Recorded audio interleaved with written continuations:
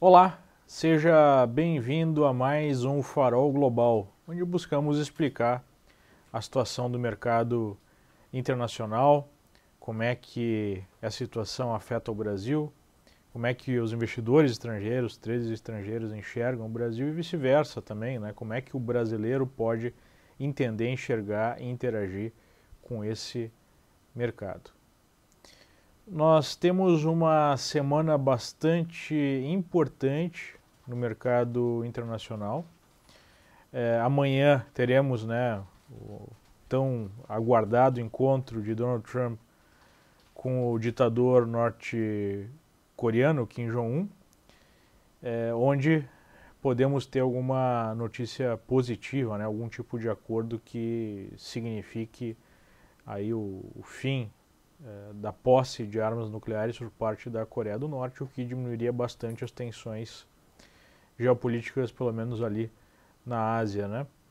E, enfim, podemos ter alguma volatilidade no mercado, causada principalmente por uma eventual falha, né, em se alcançar algum tipo de acordo interessante, já que nesse caso, né, nós teríamos já no preço, de alguma forma, uma diminuição dessa tensão na região. Nós temos a decisão do Fed, esperada para quarta-feira, onde o mercado acredita em mais um aumento da taxa de juros, né, mais 25 pontos base, mas o que o mercado vai estar observando é alguma indicação do Fed em relação aos próximos passos que serão dados, né? A grande questão é, com a inflação americana ultrapassando os 2%, o Fed já disse que não vê problema em ficar algum tempo acima dos 2% por uma questão de simetria, já ficou muito tempo abaixo de 2%. Qual será o nível de agressividade que deve ser buscada nessa política de aperto monetário, né?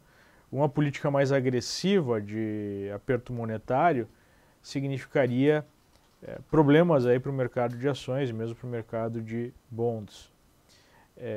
Uma política muito frouxa, por outro lado, significaria que a economia não está tão aquecida assim quanto o mercado imagina. E existe, né, aquele termo Goldilocks Economy, que ficaria no meio termo, né, num ponto ideal, onde o mercado não está tão aquecido que requer um aumento de juros mais forte e não está tão desaquecido que requer uma diminuição, né, de juros ou, enfim, outros tipos de estímulos. Então, nós estaremos acompanhando com bastante atenção essa decisão do Fed e, obviamente, a apresentação dos dados que amparam essa decisão com a expectativa futura. No Reino Unido, nós temos também um momento muito importante. O parlamento do país vota, né, as 15 emendas que devem definir como é que vai ser a Brexit, a saída do Reino Unido da União Europeia, né? Dependendo dos termos, nós podemos ter uma pressão maior ou menor em relação à libra esterlina. Na Alemanha nós tivemos dados ruins, uma produção industrial que veio com um crescimento de 1,8%, abaixo dos 2,9% esperado pelo mercado. O início de novas construções, né, veio bem abaixo do esperado, se esperava uma queda de 1,1% e nós tivemos aí a queda de mais de 6% nesse indicador. Enfim, a economia alemã demonstra aí uma dificuldade de apresentar um maior aquecimento. Isso é importante porque nós teremos logo após a decisão do Fed o encontro do Banco Central Europeu, o BCE, que deve falar, né, finalmente sobre aí o fim, como é que deve acontecer a finalização do seu programa de quantitative easing, ou seja, a compra de títulos, até mesmo títulos privados no mercado, que já fez o balanço do Banco Central Europeu inflar mais de 1,5 trilhões de euros aí nos últimos 2, 3 anos. Né? E na sequência nós temos o Banco do Japão também tomando decisão em relação à sua política monetária, o Japão também apresentando dificuldades para alcançar os níveis de inflação e de crescimento, mesmo com uma política de juro negativo. Né? Por conta desse desbalanceamento, uma economia americana muito mais aquecida que outras economias maduras, como a economia japonesa e a economia europeia, é que nós temos essa movimentação em direção ao dólar, já que os títulos denominados em dólares pagam um juro bem mais alto do que outros mercados considerados seguros pelos investidores, né? Isso acaba produzindo um fluxo que é negativo para os mercados emergentes e é o que a gente tem observado nesse ano, né? Uma dinâmica de fuga aí de capitais dos emergentes na direção, especialmente dos Estados Unidos, e desvalorizações cambiais, especialmente de países que têm aí uma situação mais frágil, como o Brasil, como a Argentina, como Turquia, como o México, né? Para os emergentes também vai ser uma semana importante. Por exemplo, no Brasil nós temos na sexta-feira a apresentação do PIB, na Rússia e na Índia também, além da China, vários dados econômicos importantes. Ainda em relação à Itália, né, a Europa, a Itália que bagunçou aí os mercados na semana passada, na semana retrasada, com a indicação de um primeiro-ministro, especialmente do ministro das Finanças, que aí sinalizava, né, contrariedade com a União Europeia e sinalizava até a possibilidade de uma saída da Itália, pelo menos aí do euro. Nós tivemos aí uma acomodação, né, o primeiro-ministro que tinha negado aí a coalizão do novo governo com o partido Cinque Stelle e com o Lega Nord, voltou atrás e resolveu acatar a formação desse governo com um outro ministro de Finanças que já sugeriu que não pretende, né, iniciar nenhum tipo de movimento contrário ao euro, e isso acalmou bastante os mercados, né? Vamos dar uma olhada em alguns gráficos e depois nós vamos falar um pouquinho de Brasil. Nós temos aí o S&P apresentando uma movimentação de leve alta, depois de vários dias de alta, né, se aproximando de uma zona de resistência, um topo anterior por volta de 280, um primeiro objetivo que nós havíamos comentado aqui como objetivo possível após o rompimento dos 274, o mercado volta a consolidar uma tendência de alta leve, né, apesar de estar numa congestão maior, com uma tendência de alta também mais longa, né? Então, curtíssimo prazo alta, prazo intermediário lateral, prazo mais longo alta, com a média de 200 períodos e a linha de tendência de alta formando o suporte mais importante do momento, né? A perda desses patamares significaria uma reversão da tendência mais longa, não é o que acontece no momento que o mercado está em direção aos topos históricos, né?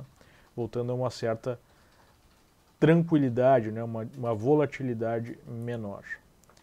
Nós tivemos aí a taxa de juros dos Treasuries de 10 anos voltando a subir um pouquinho, 2,96%, o yield desses títulos.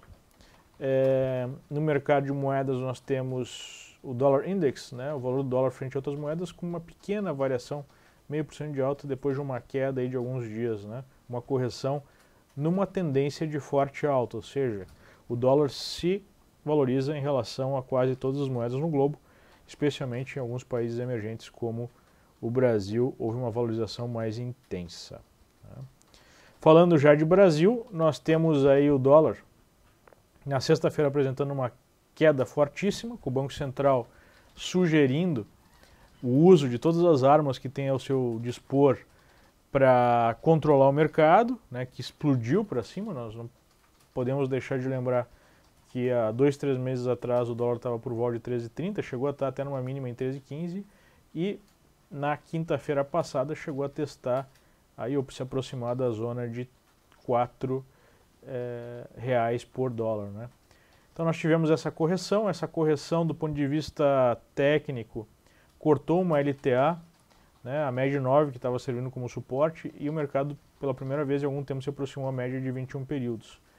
Então tal movimentação do ponto de vista de dinâmica de preço sugere a entrada em alguma fase corretiva, né, de dias a semanas, depois dessa forte movimentação de alta.